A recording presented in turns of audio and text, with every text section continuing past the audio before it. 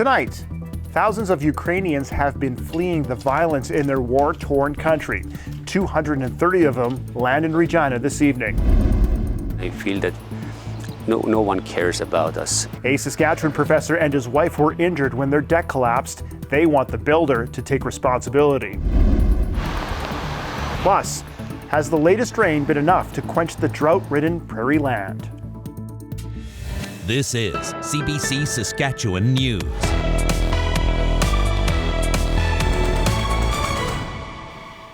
It's Monday, July 4th, and the CBC Saskatchewan News starts now.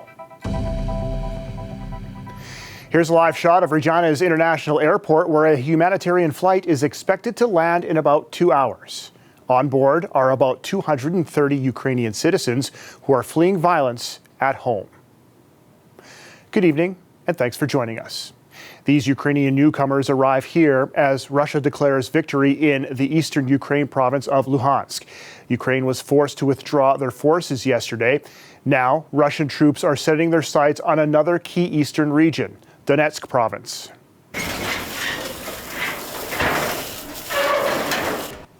These are the smoldering ruins of a market in Sloviansk in Donetsk province. At least 6 people died there yesterday. Ukrainians continue to flee the violence and seek refuge around the world. Laura Sharpaletti has more on those arriving in Saskatchewan tonight. I'm in Regina International Airport, where a long journey that began in war-torn Ukraine is expected to come to a close for 230 Ukrainian citizens. The provincial government originally said that the flight coming in from Warsaw, the capital of Poland, was supposed to arrive at 5:05 p.m., but delays have pushed that back about 3 hours. Karen Rogers, general manager for the Ukrainian co-op in Regina, says she's been waiting to hear the news of their arrival. Actually, I was quite ecstatic and very happy to hear that it's finally going to get here. Just excited to welcome people to Saskatchewan. I mean, we are a great province. For months, the co-op has been fundraising to help Ukrainians, and now Rogers says she's reserved 4 positions open at the popular store for the newcomers. Once the Ukrainian people arrive and get settled, then we will be offering them the jobs here. Regina Mayor Sandra Masters and Terry Dennis, the legislative secretary for the Ukraine relations, are expected to be at the airport to greet the newcomers. Once the Ukrainian passengers do arrive, they are expected to spend about 3 to 4 hours passing through customs before leaving the airport. They will receive temporary accommodations in Regina and receive services from a settlement reception center. There will be translators and assistance with health cards, bank accounts, and information about housing, employment, education, income assistance, and other supports. The airport's CEO, James Bogus, says staff are ready to make the Ukrainians feel at home. We can only imagine what's been going through the minds of those who've been displaced from their home due to this war. So the airport authority provides amenities like things like bottled water, obviously some snacks if they so choose. But in terms of the actual customs agents, what we understand is they're going to be taking off in groups of approximately 50 at a time. The Regina Open Doors Society will be among the groups on standby to help.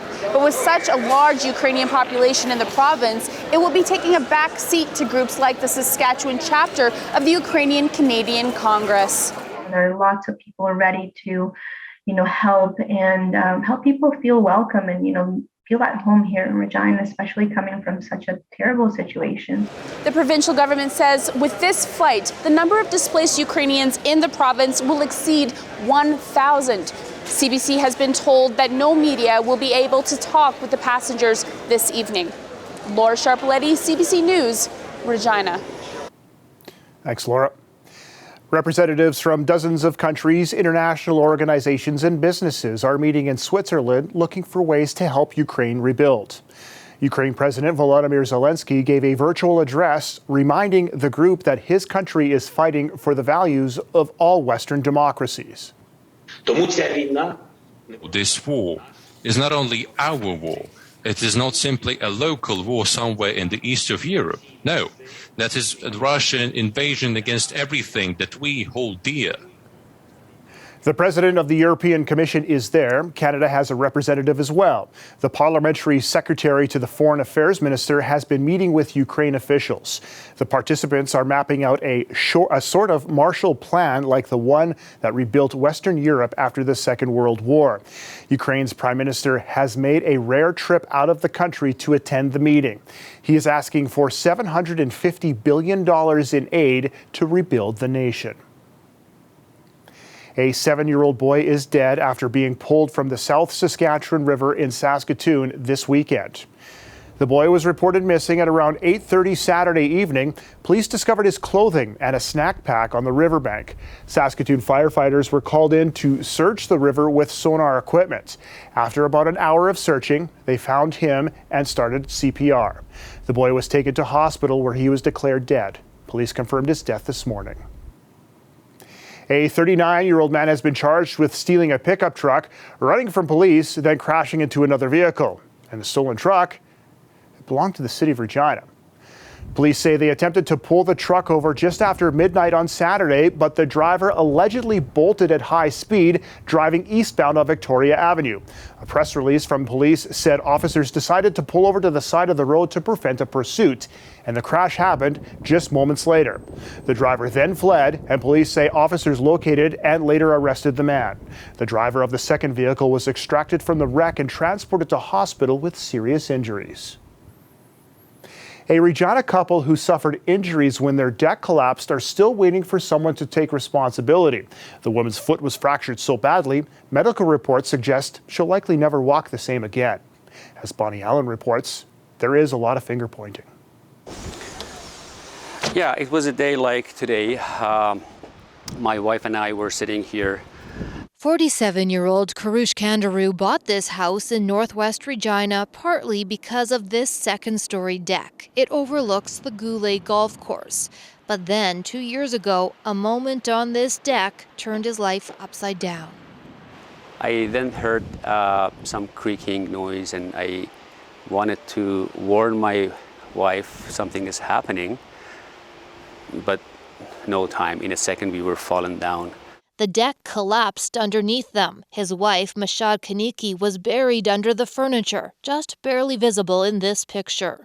Neighbor Cindy Knapman rushed to her aid. Everybody was shaken up because it happened to them and it could have happened to us too. And so we were all scared. We were very, very worried about them too. It was quite a mess. It was horrifying, really. Step out of the ordinary. According to emails, the real estate development company and builder Pacesetter Homes immediately warned all residents in this area to stay off their rear decks until they were secured. The lag bolts that were supposed to be put in weren't put in, and so they went along the whole stretch. They took all the undercarriage off from underneath the house to make sure that the decks were actually put in, finished properly. And they weren't. So they came and they fixed them all. Kaniki's heel was fractured, and medical reports show there's likely permanent damage. The couple sued Pacesetter for damages. It denies any negligence or breach of duty. At first, the builder blamed the couple, suggesting they didn't maintain the deck or put too much weight on it. Then Pacesetter added third-party claims against a subcontractor, Drought Construction, as well as the city of Regina. The city just reached an agreement with Pacesetter and was removed from the lawsuit. It won't divulge details. Drought hasn't responded to us or in court. And I feel that no one cares about us. Kandaroo says his wife will no longer live in the home. He wants compensation and someone to take responsibility. Bonnie Allen, CBC News. The Riders enjoyed a rare day off from on-field activities before they get ready to face the Ottawa Redblacks on Friday night. All eyes will be on quarterback Cody Fajardo as always, but a little extra look at the health of his left knee. Fajardo had already been wearing a brace for the past couple of weeks and was hoping Saturday's game would be the last time he needed it. That was until late in the third quarter when the Alouettes' Antonio Simmons clipped his leg from behind. Now it looks like Fajardo will have to continue to wear it. Even though he was banged up after the game on Saturday, there's no doubt in his mind he will play Friday night. If I didn't have my knee brace on, I probably would not be finish that game. But set me back for sure. I got to go see the docs, but it's going to set me back. And I thought I was going to be out of the knee brace next week, but God had other plans for me. It looks like this knee brace will be on me for a couple more weeks. Yeah, you want to always keep your quarterback up. It's tough seeing, especially on a late hit like that. That's really frustrating. And just knowing that we can't do anything about it. At that point, it's the officials that need to step up and be there for our guy. And we're going to do everything we can in between the whistles. And it looks like the Riders are hoping to give Jamal Morrow a break from special teams. They acquired kick returner Mario Alford in a post-game trade with Montreal. The Saskatchewan Jazz Festival is well underway.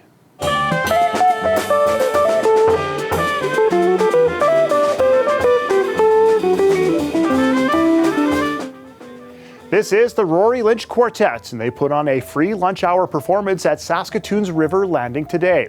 The Jazz Festival is celebrating its 35th anniversary this year. It's hosting more than 60 concerts at various locations. Many of them are free. Just check out their website for more information. Today sure felt like a Monday outside before the rain started to fall in Regina. It was a cool and breezy afternoon in the city. Just how long will these dreary conditions continue? Well, Ethan Williams will be here a little later in the show to tell us. We'll be back with more after the break.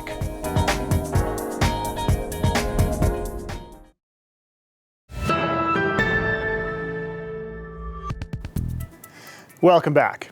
The heavy rain this past month across much of Alberta and Saskatchewan has been a welcome relief to many farmers still recovering from last year's intense drought conditions. But has it actually been enough rain to undo the damage? Meteorologist Kristi Kleiman-Haga has more. After last summer's dry conditions, this month's frequent downpours mark quite the change. June storms have flooded streets in Edmonton, Calgary, and Saskatoon, and for farmers, it's a welcome turn, filling dugouts that had run dry. But is this recent deluge really enough to reverse the drought conditions that dominated Western Canada last summer? Well, it's a good start, but the answer is likely no. We had extremely dry conditions last year, and the moisture that we've received this spring just isn't enough to replenish those moisture losses and get us back to a near normal situation.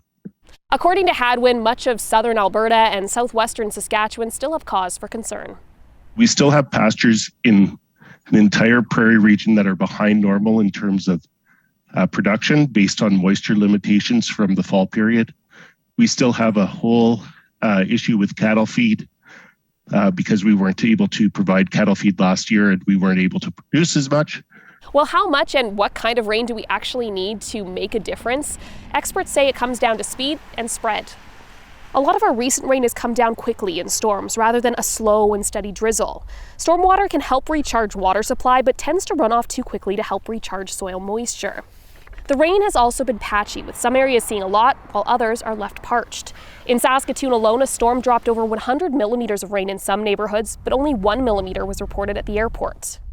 Farmers and producers are also seeing that variability. While areas of western Saskatchewan are still well within a moisture deficit, parts of central Alberta are looking good. So far, we're doing really well. We look at all of the grass and all of the hay fields, and everything is looking green and lush. And of course, all of the plants are really having to really dig in and sort of grow after last year having tough conditions, but all considering, everything is doing pretty well in our area at least. But even in Alberta, our soil moisture is pretty low, and experts say it would only take 2 to 3 weeks of hot and dry weather to slip back into a drought. Kristi Kleiman-Haga, CBC News, Edmonton. This weather update is brought to you by Capital Ford Lincoln. The exclusive export event is back.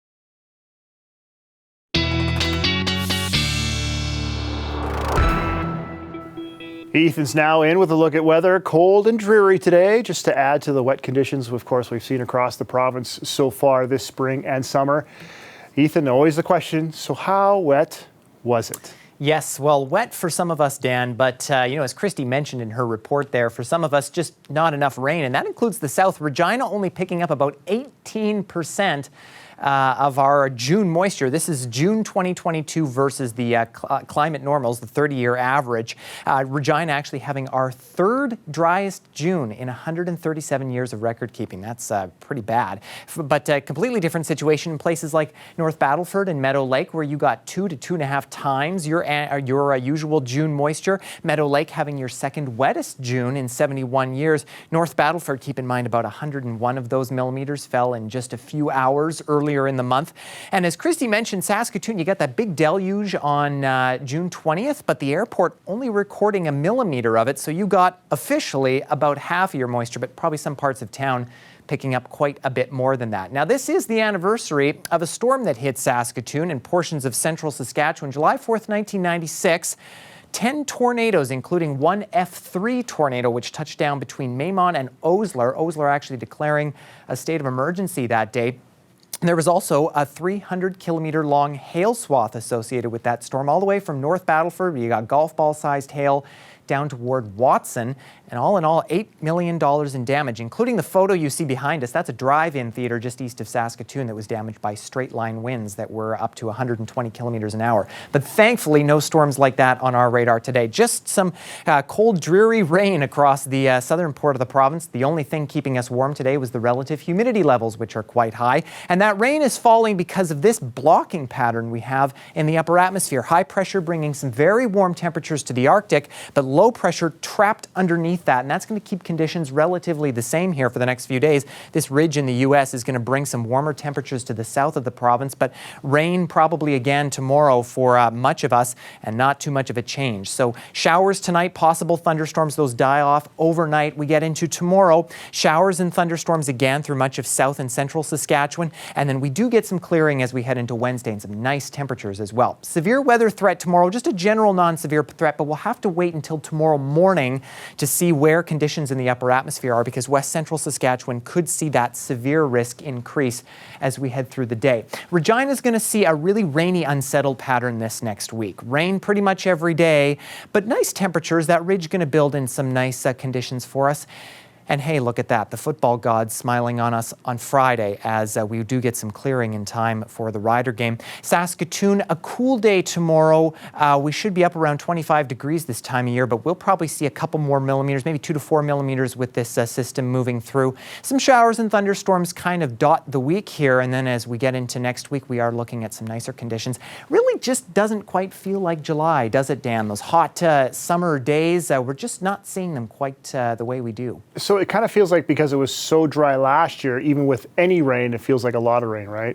Yeah, that's right. There's kind of that tendency that we have. So maybe that's it. All these years later, we're finally getting the rain we need. All right. Thanks, Ethan. We'll see you later in the show. Sounds good.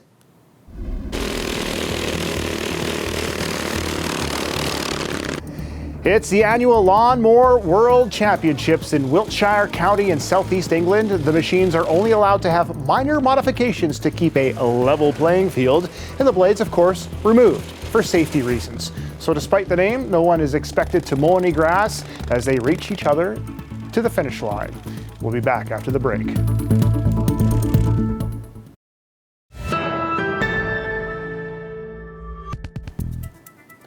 At least 6 people have been killed and 24 wounded in a shooting at a 4th of July parade in the Chicago suburb of Highland Park.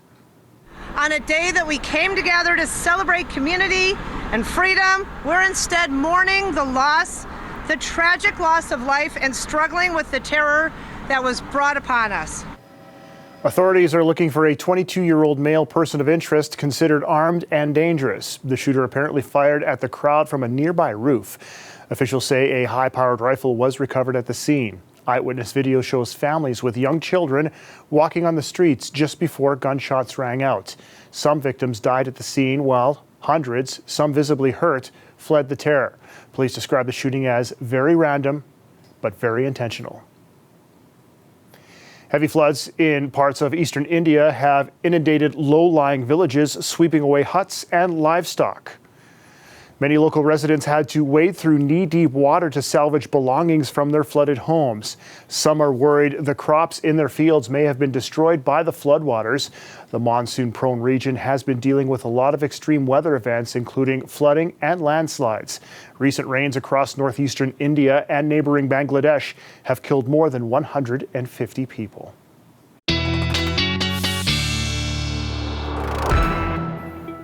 Ethan's back with another look at the weather. Ethan, how's it looking for the rest of the week? Not bad for this evening, Dan. In Regina, we'll see some showers, and those will continue as we head into tomorrow morning. East gusts up to about 30 kilometers an hour. Rain sticks around with us into the afternoon as we head to the noon hour. Not getting too warm tomorrow in Regina. We'll be at 18 by the time we get to the noon hour. We head into Saskatoon. Very similar picture there. Winds about the same, temperatures about the same. Rain for you as well. And yes, more rain as we head to noon. We'll get southeast gusts up to 35 kilometers an hour. Before we go, some beautiful shots of this Aurora from Brianna out at Choiceland on the evening of Canada Day. Look at those beautiful purple hues in there, and a nice one as well with the grain bins. Likely no chance to see those tonight, Dan. It looks like it's going to be a little too cloudy. All right. Thanks, Ethan. You're welcome. It was an emotional reunion nearly 50 years in the making. Randy Bachman, founding member of the Guess Who and Bachman Turner Overdrive, got his stolen guitar back at a Canada Day concert at the Canadian Embassy in Tokyo. The 1957 Gretsch 6120 Chet Atkins model was stolen from a Toronto hotel room in 1976. Karen Pauls has the story. Let's exchange. Randy Bachman was shaking all over as he finally got his beloved guitar back. Can't believe it. Amazing. Domo, Takeshi. Arigato. An emotional moment, decades in the making. When it was first stolen, I don't think I slept for 3 or 4 days. I mean, I was up crying like somebody had stolen part of me because you hold the guitar close to you. It feels your heartbeat and your breathing, and it becomes part of you. And when you write music with it and play it, you become bigger. The guitar becomes part of you. There's something special about this one. It is the one. Bachman recorded some iconic songs on this guitar. American Woman, She's Come Undone, You Ain't Seen Nothing Yet. In the years after it was stolen, he bought as many guitars of the same model as he could find, hoping to find the one he had babysat, delivered newspapers, and cut grass for as a young man growing up in Winnipeg. Then a BC man found this video of a young Japanese musician on Christmas 2019. Takeshi bought the guitar at this Tokyo shop, not knowing anything about its history. But when he found out... So I didn't want Randy to miss this guitar any longer. So since he's a legend of the rock music world, I just thought it was right that I return this guitar. In exchange, Bachman found another vintage Gretsch made the same week as his and offered it as a trade. To find my guitar again was a miracle. To find its twin sister was another miracle, and to trade them will be the final miracle. This stuff only happens in movies. This Winnipeg author says it's a fairy tale ending and a significant moment in Canadian music history. Wow. It's the guitar that Randy played Shakin' All Over on, and Shakin' All Over in 1965 became the first national rock and roll record from one end of Canada to the other to become a hit. And it broke down a lot of the regional barriers that existed at the time that prevented Canadian artists from having a hit record across Canada. So really, Shakin' All Over is often regarded as ground zero of Canadian rock and roll. Bachman says this first performance was magical. He's looking forward to writing some new songs and taking care of some long overdue, unfinished business. Happy Canada Day! Karen Pauls, CBC News, Winnipeg. That's awesome. And that is it for us tonight. For news anytime, head to cbc.ca/sask. Subscribe to any of our social channels, including our YouTube channel. Glenn Reed will be back with more at 11. Thanks for watching, everybody, and have a great night.